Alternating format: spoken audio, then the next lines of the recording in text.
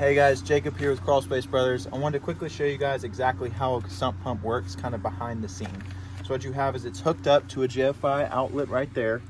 And what happens is once water gets to a certain point, it's gonna kick on and pump up and out of the crawl space. And I'll show you guys with this hose right here. So you have your water going in, which would be fed through that perforated pipe over there for any water that gets into the crawl space. And so what happens is it slowly fills up. As I'm sure you know, in the south it rains a lot. It's going to fill up over time. In just another second here, it's going to kick on.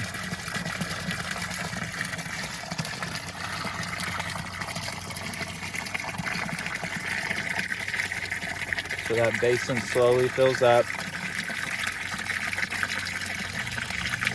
And there you go, you hear that noise? And what that's doing is it's just pumping it up through this pipe and out of the crawl space, so it's not staying in there, and it's making sure to not have an excess level of moisture in your crawl space.